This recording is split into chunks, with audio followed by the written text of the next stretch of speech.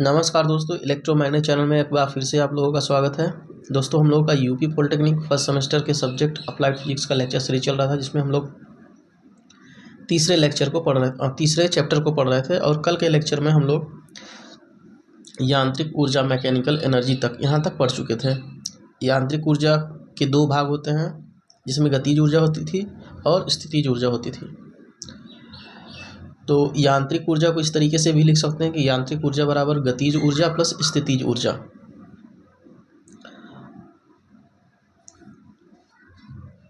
आज हम लोग इसमें पहले गतिज ऊर्जा को पढ़ेंगे कि गतिज ऊर्जा क्या होती है। इसको इंग्लिश में काइनेटिक एनर्जी बोलते हैं।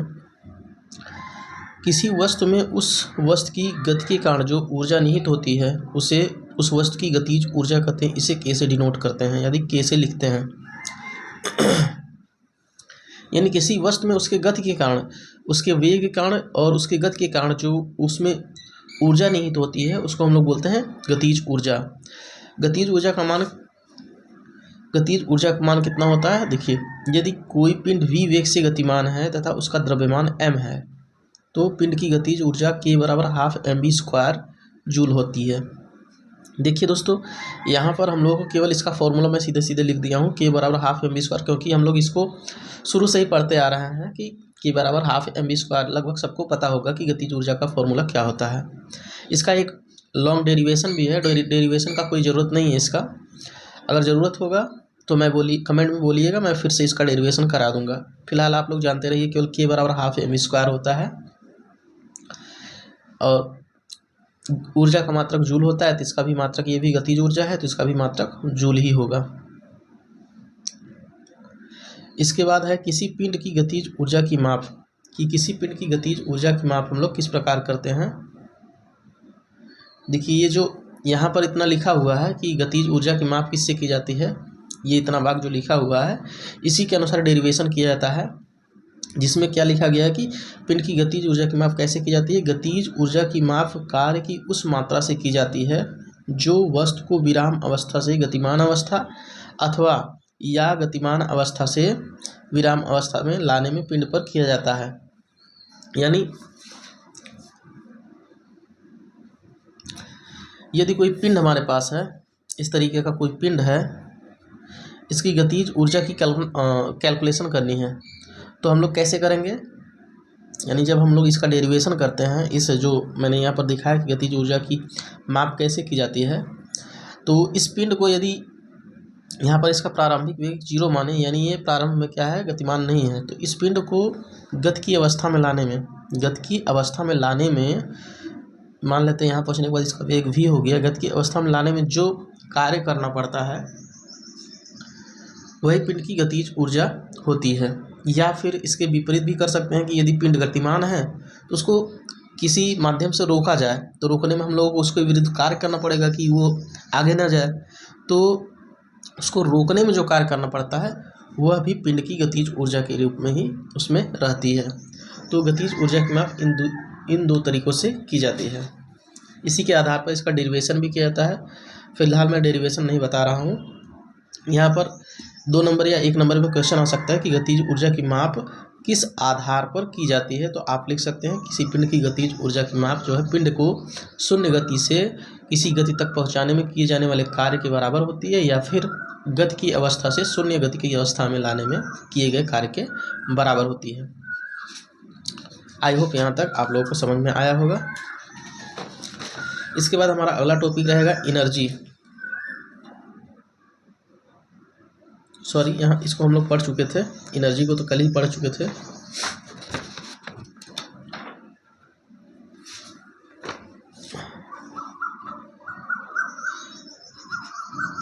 दूसरी गतिज ऊर्जा होती है घूर्णन गतिज ऊर्जा। यहाँ हम लोग केवल फॉर्मूला देखेंगे, आगे हम लोगों का जो है घूर्णन गति को पढ़ना है।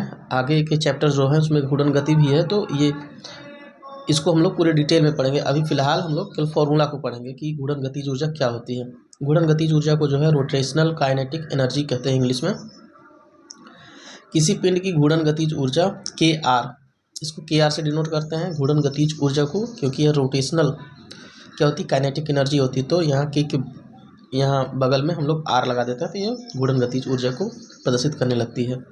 तो इसका भी मान क्या होता है, हाफ आई ओमेगा स्क्वायर होता है। आई क्या है, आई है पिंड का जड़ तो आघूर्ण, और डब्ल्यू क्या है, पिंड का कोणीय वेग होता है। तो ये हमारा हो गया घूर्णन गतिज ऊर्जा।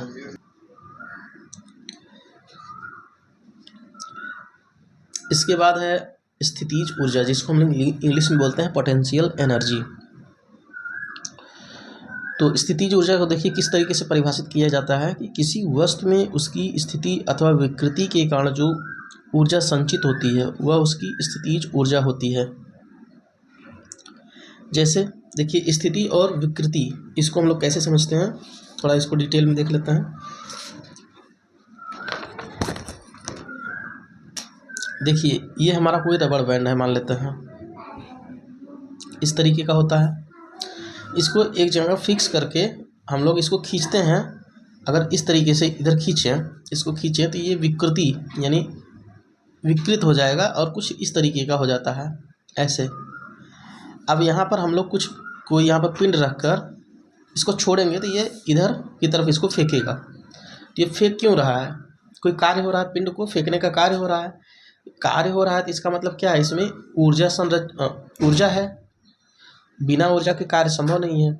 ये पिंड यहाँ से यहाँ फेंक जा रहा है यानी फेंका जा रहा है, तो अवश्य इसमें जो रबर में है कुछ ना कुछ एनर्जी रही होगी। तो इसको क्या बोलते हैं हम लोग, जो इसमें एनर्जी संरक्षित है इसको बोलते हैं इलास्टिक एनर्जी।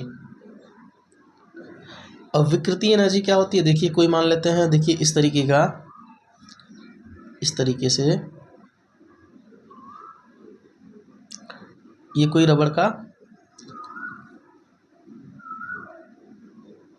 ये कोई रबड़ है। अब इसको इस तरीके से यहाँ पर फिक्स है, ये ज़मीन से फिक्स है, और इसको हम लोग किसी बल द्वारा इस दिशा में हम लोग घुमा देते हैं। ऐसे घुमा मतलब इसमें ऐंठन कर देते हैं, इस तरीके से इसमें ऐंठन आ जाता है।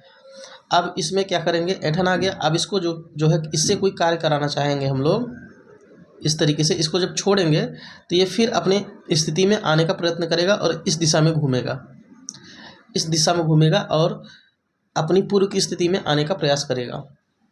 तो इसमें जो पिंड को अपनी अवस्था में ले जाने का कार्य किया, यह किस बल के कारण, किस ऊर्जा के कारण किया, यह किया इलास्टिक एनर्जी, यह प्रत्यास्थ स्थितिज ऊर्जा के कारण, क्योंकि इसमें प्रत्यास्थता का गुण था। तो जो स्थितिज ऊर्जा होता है वो विभिन्न रूपों में पाया जाता है, यानी जैसे यहाँ पर हो गया इलास्टिक एनर्जी थी, यहाँ प्रत्यास्थ एनर्जी थी, इसके बाद क्या थी,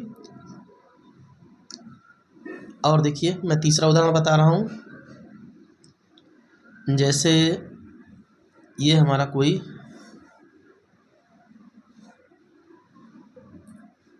ये हमारा धरातल हो गया, ये हमारा पानी का टंकी हो गया,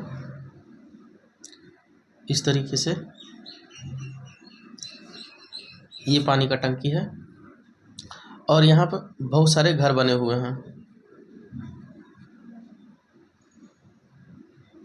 जिनमें इसके द्वारा पानी को सप्लाई किया जाना है। ऊपर से पानी नीचे सप्लाई होगा। तो सबसे पहले क्या होता है, एक सबमर्सिबल पंप लगा होता है जो धरती से जो है पानी को, यहाँ मान लेते हैं पानी है, यहाँ से होते हुए इसमें टंकी में पानी जाएगा। तो ये पंप विद्युत ऊर्जा को सबसे पहले क्या काम किया, विद्युत ऊर्जा को रोटेशनल एनर्जी में कन्वर्ट किया।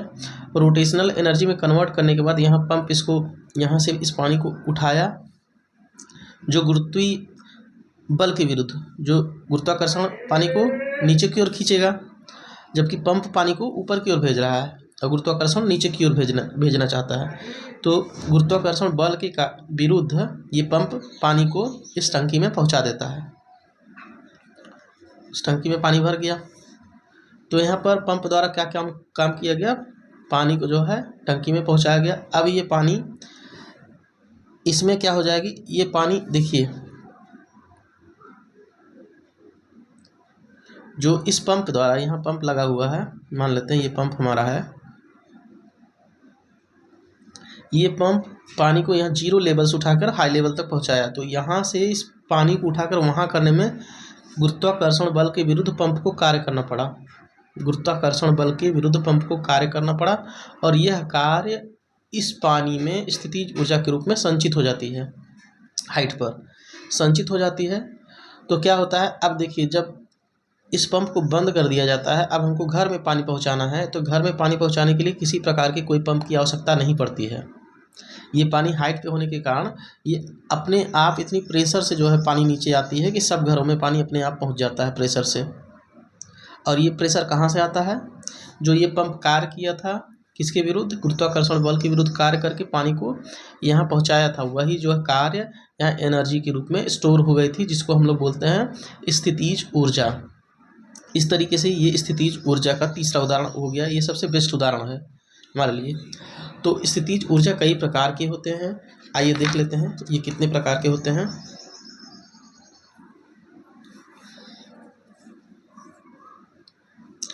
तो डेफिनेशन में ही बताया गया, किसी वस्तु में उसकी स्थिति अथवा विकृति के कारण जो ऊर्जा संचित होती है वह उसकी स्थितिज ऊर्जा होती है।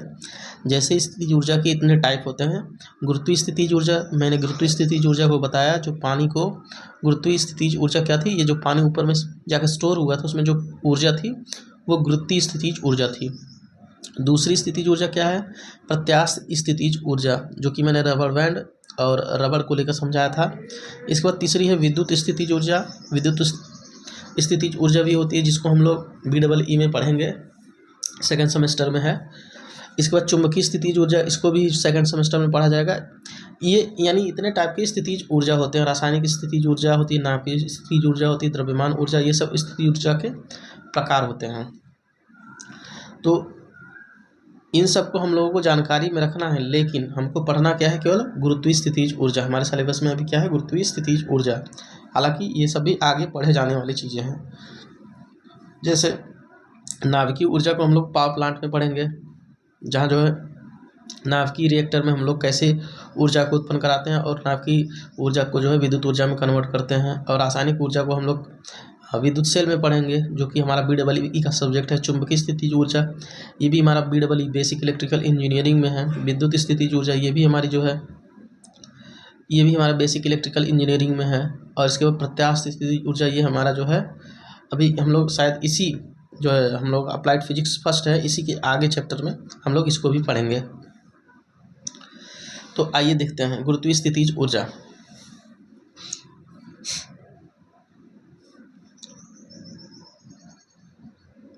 पृथ्वी तल से किसी ऊंचाई पर स्थित होने के कारण वस्तु में जो ऊर्जा संचित होती है वह उसकी गुरुत्वीय स्थितिज ऊर्जा कहलाती है। यानी पृथ्वी तल से जितनी ऊंचाई पर जो वस्तु स्थित होगी उसमें उतनी ही ज़्यादा क्या होगी, गुरुत्वीय स्थितिज ऊर्जा होगी। उसी को हम लोग बोलते हैं गुरुत्वीय स्थितिज ऊर्जा। और इसका परिमाण कितना होता है,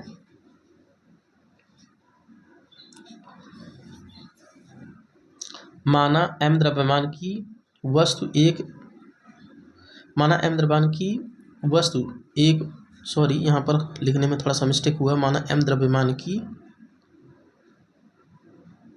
वस्तु एक,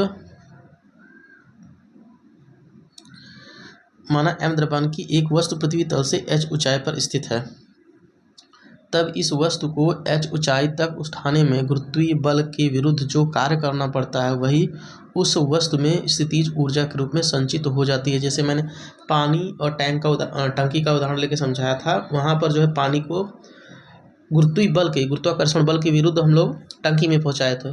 तो गुरुत्वाकर्षण बल के विरुद्ध जो कार्य संपन्न हुआ पंप द्वारा, गुरुत्वाकर्षण बल के विरुद्ध जो कार्य संपन्न हुआ पंप के द्वारा, वही ऊर्जा जो है पानी में, टंकी में संरक्षित हो जाती है, यानी उसमें सुरक्षित हो जाती है। जिसका उपयोग हम लोग कैसे करते हैं, जब पानी को हम लोग नीचे की तरफ घरों में भेजते हैं तो वही ऊर्जा जो है काइनेटिक एनर्जी में परिवर्तित होकर सभी घरों में पानी को प्रेशर से पहुंचाती है। बल के विरुद्ध जो कार्य करना पड़ता है वही वस्तु में स्थितिज ऊर्जा के रूप में संचित हो जाती है। अतः वस्तु की h ऊंचाई पर गुरुत्वीय स्थितिज ऊर्जा, अगर h ऊंचाई पर देखिए,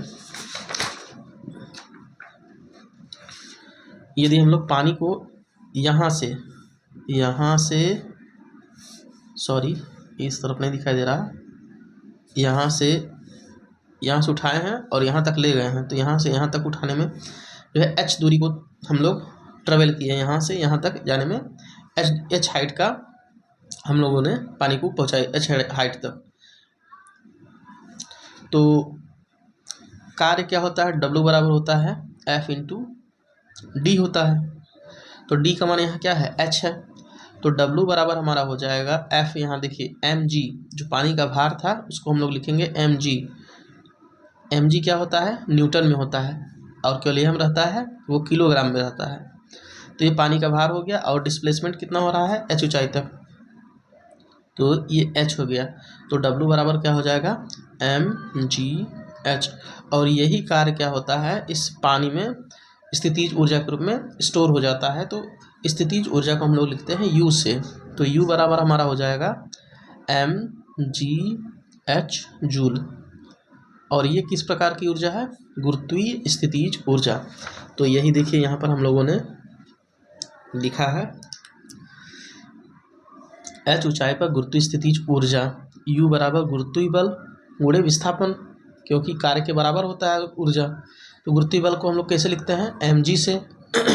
m क्या है, पानी का द्रव्यमान जो टंकी में स्टोर है, और g क्या है, गुरुत्वीय त्वरण है, और h क्या है, जितनी हाइट पर टंकी है मौजूद। तो U बराबर mgh जूल। अगला टॉपिक है हमारा कार्य ऊर्जा प्रमेय, वर्क एनर्जी थ्योरम। किसी वस्तु पर बल लगाने पर बल द्वारा किया गया कार्य W वस्तु की गतिज ऊर्जा में परिवर्तन डेल के बराबर होता है। यानी किसी वस्तु पर कोई कार्य किया जाए तो जो उस वस्तु के गतिज ऊर्जा में परिवर्तन होगा वह किए गए कार्य के बराबर होगा। इसको हम लोग सिद्ध भी कर सकते हैं। तो आइए देखते हैं सिद्ध करके। सबसे पहले यहाँ पर जो है इसको इरेज करेंगे। देखिए कार्य ऊर्जा प्रमेय को आप लोग ध्यान रखिएगा कि कार्य ऊर्जा प्रमेय में क्या बोला गया है। क्या बोला गया है, किसी वस्तु पर लगाए गए बल द्वारा किया गया कार्य W वस्तु की गतिज ऊर्जा में परिवर्तन डेल के बराबर होता है। यानी जो वस्तु पर कार्य होता है उसके गतिज ऊर्जा में परिवर्तन के बराबर होता है। इसको हमको सिद्ध करना है। देखिए आप लोग के इतना ही जानिएगा, इतना ध्यान रखिएगा, बाकी मैं सिद्ध करके दिखा दे रहा हूँ कि कैसे होता है ये। तो आइए व्हाइट बोर्ड पे आ जाते हैं।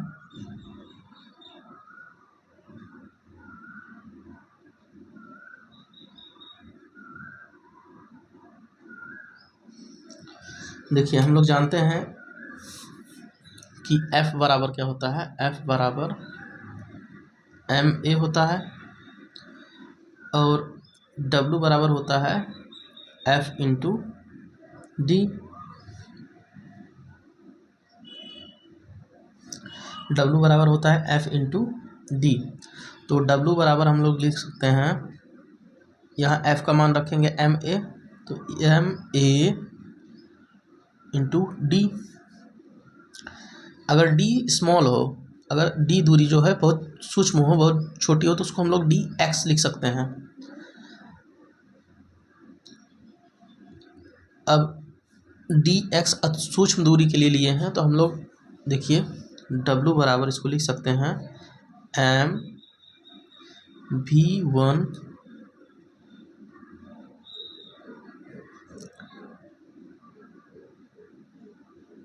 प्लस v2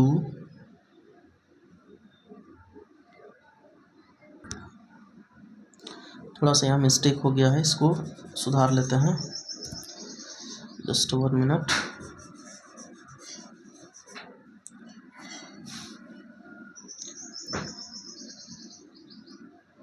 देखिए एम ए को लिख सकते हैं हम लोग v2 माइनस v1, वेग परिवर्तन की दर को हम लोग क्या बोलते हैं, त्वरण बोलते हैं। और विस्थापन बराबर क्या होता है, विस्थापन परिवर्तन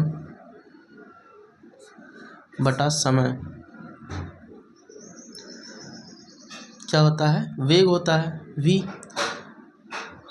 यदि वेग को औसत लें, हम लोग वेग को औसत लें, तो हम लोग लिख सकते हैं कि विस्थापन बराबर v1। यदि वेग पहले v1 हो फिर v2 हो, तो औसत वेग को लेंगे तो v1 plus v2 by into D T. देखिए ये विस्थापन को निकालेंगे, विस्थापन परिवर्तन, तो ये हमारा हो जाएगा वेग गुणे समय हो जाएगा। तो यहाँ डी टी, तो इसको यहाँ पर रखेंगे, यहाँ पर डी एक्स की जगह, डी एक्स क्या है, विस्थापन है, तो इसको यहाँ पर रखते हैं, यहाँ बाई 2 रहेगा क्योंकि हम लोग औसत ले रहे हैं। तो यहाँ पर इसको रखेंगे तो ये हमारा हो जाएगा V1 या V2 प्लस V1 अपान में 2 dt। तो देखिए ये dt से कट जाएगा, तो W बराबर हम लोग लिख सकते हैं m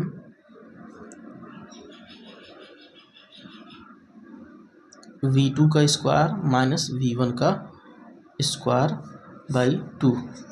देखिए यहाँ क्या है, ए प्लस मतलब ए स्क्वायर माइनस बी स्क्वायर का फॉर्मूला क्या होता है, ए स्क्वायर माइनस बी स्क्वायर का फॉर्मूला होता है एक कोष्टक में ए प्लस बी, अगले कोष्टक में ए माइनस बी। तो ये यहाँ पर लग रहा है, देखिए ए प्लस बी यहाँ है, ए माइनस बी यहाँ है, तो ये हमारा हो जाएगा ए स्क्वायर बी स्क्वायर से V2 square minus V1 square, और बाई 2 है तो बाई 2। अब W बराबर हमारा हो जाएगा half m V2 square minus, देखिए दोनों को अलग अलग कर रहे हैं, minus half m V1 square. तो ये क्या है, देखिए ये क्या है, हमारा गतिज ऊर्जा ही है, दूसरी स्थिति गतिज ऊर्जा की, ये प्रारंभिक स्थिति। तो इसको हम लिख सकते हैं W बराबर K2 माइनस K1, या फिर W बराबर लिख सकते हैं डेल K। यही हमको सिद्ध करना था कि कार्य ऊर्जा प्रमेय के अनुसार क्या होता है, किसी वस्तु पर बल लगने पर बल द्वारा किया गया कार्य W वस्तु की गतिज ऊर्जा में परिवर्तन के बराबर होता है। तो यहाँ पर देख सकते हैं जो कार्य किया गया वस्तु की गतिज ऊर्जा में परिवर्तन के बराबर है। तो आई होप आप लोगों को यहाँ तक समझ में आया होगा। यदि ये वीडियो लेक्चर आप लोगों को अच्छा लगा, समझ में आया है, तो अपने दोस्तों में शेयर करें और चैनल को लाइक करें, सब्सक्राइब करें, और किसी भी प्रकार का कोई क्वेरी हो तो आप लोग कमेंट बॉक्स में लिख सकते हैं। आज के लिए इतना ही, धन्यवाद।